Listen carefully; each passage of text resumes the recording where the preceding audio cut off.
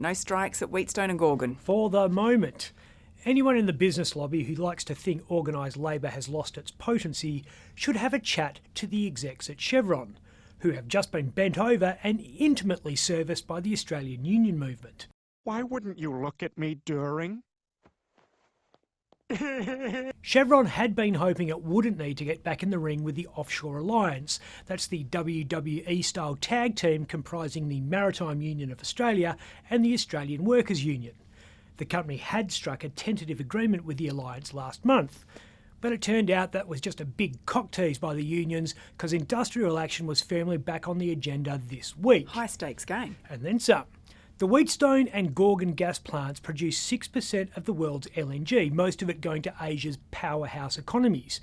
West Australian Energy powers Japanese and South Korean factories so they can keep supplying the world with critically needed goods. Our LNG shipments also ensure Chinese factories can continue fashioning West Australian iron ore into important state infrastructure like railways, bridges and tanks. Home to my heart. The strike planned for Thursday was called off after the company agreed to certain concessions. It was a hard-won and unlikely truce because relations between the unions and Chevron are testy, to say the least. Well, what's the issue? Not what. Who? G'day, Doug Heath from the Offshore Alliance. I've never met Doug Heath, have no idea what the man is like socially, but by all accounts, when an industrial agreement is on the table, he is an unmitigated prick. If you run a company and Doug knocks on the door with an MUA right of entry permit in his hand, you are about to have a very bad day. This guy plays the ball and the man. I love you. And when it's over, he jams the ball up the man's arse and turns it into a comic for social media. Tough negotiator. In one email to a bloke he disagreed with, Doug called him gutless 26 times, as well as labelling him a fucking maggot, a snivelling grub, a wit, and a piece of shit. And that was to one of his own union members. Ouch. It got so nasty over the past few months that Chevron tapped the mat, asked the Fair Work Commission to force the Offshore Alliance to smoke the peace pipe. May as well have been a meth pipe because Doug came charging out of the gates the second he thought Chevron was no longer negotiating in good faith. The unions called off the fresh round of strikes after reaching agreement with the Californian oil giant on minor matters including the reimbursement of some meals.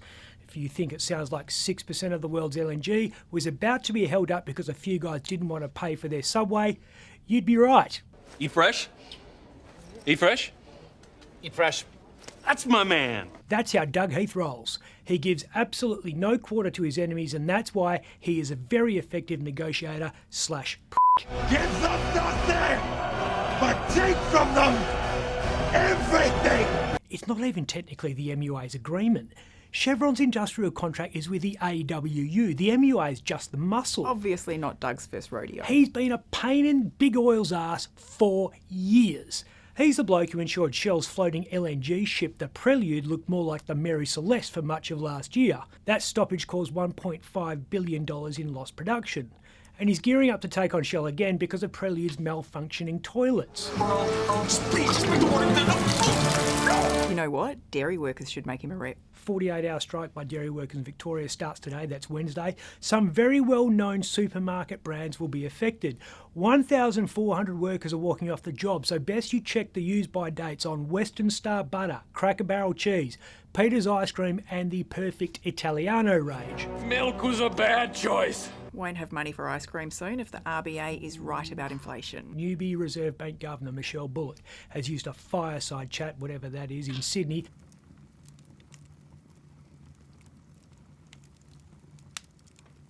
to warn us that we're not out of the woods regarding interest rate hikes. Michele says tight monetary policy was, and I quote, starting to bite. No shit. Needs to bite harder. Michele says there's stubbornly high inflation in some pockets of the economy and singled out restaurants and takeaway meals as two areas where prices are still out of control, which might explain why the MUA was so insistent that Chevron pay for those footlongs. Congratulations, you made it. I'm Ben Harvey. For more Up Late, click the subscribe button below.